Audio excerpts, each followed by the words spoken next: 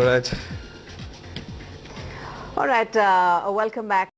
At this point in time, let me also introduce Ajay Srinivasan, CEO with Aditya Birla Group Financial Services. Bala Bansali and Elisha, they both are still there with us. Ajay, welcome to the show. Let's address something which you handle, financial services. For your business to grow, you need money. And for more money to come in for sectors like insurance, you need reforms. A bit disappointed, nothing came from the budget for FDI and insurance? Well, I think there was some expectation, Nikunj, post the economic survey that there might be an announcement on FDI and insurance. But I think you don't have to have all the announcements only in the budget. We are still, quite hopeful that something on this will come about in the near future. Ajay, we've been talking about is 9% growth. Obviously, that's built in somewhere in the budget estimates that we have seen. Just give a very a critical view of 9% growth rate estimated with the kind of investments that we are putting into capital in terms of building infrastructure, just actual planned expenditure from the government. Are we on the road really towards 9% growth? Well, I think the 9% growth rate is a medium-term growth rate, and I guess that medium-term is a bit of a definition in terms of timeline. But clearly, yes, we will have to pick up investments in a reasonably big way if we are going to see that 9% growth to be hit and then for it to be sustained.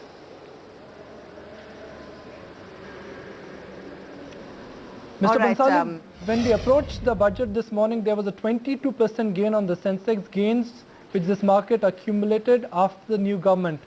Now that markets are a bit disappointed, in your assessment, Mr. Bansali, can we lose all the 20% we accumulated?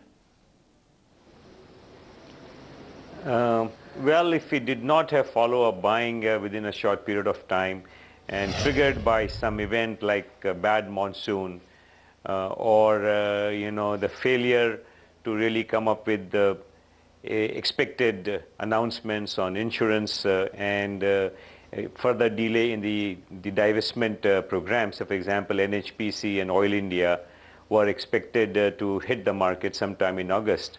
If we do not see action or we see doubts about those intentions, I think the market could slide because the market had too much sentiment, but without affecting the long-term trend in my view. Nilesh, going forward now, do you think, in your assessment, Nilesh, market needs to focus on the good point here, no large revision in excise duty for automobiles, extension and no FBT for IT companies? The market did not focus on any such themes, Nilesh, today. Well, today probably market was just reacting to the budget proposals, and they were disappointed on, as Vallabhbhai mentioned, on the FDI side, on the divestment side, on the higher fiscal and revenue deficit and so on and so forth. Clearly, budget has also laid out a couple of positive things. One being the introduction of GST by 2010. This will greatly reduce the regulatory arbitrage which today is available between unorganized and organized sector. The budget has been fairly pragmatic. It could have easily presented 50,000 crore more revenue collection target and 25,000 crore divestment target, bringing deficit under control, bringing borrowing program under control, and probably then we will be seeing a market which will be completely different. I think market at some point of time will appreciate that the budget is pragmatic, not optimistic, not overly optimistic. The other thing which is interesting in the budget is the reduction in the non-promoters holding for a listed stock. This is real financial inclusion. You are basically bringing a common man to partner with Tatas, Birlas and Ambanis. You can't have better financial inclusion than this. The other interesting thing will also result into better price discovery when your float is widely held rather than bit lesser.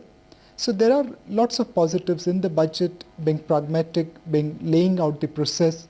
And the government has done many things before the budget. Government will continue to do many things before the budget. And with little divine help from the God on the monsoon side, probably we'll see far better days ahead for the market.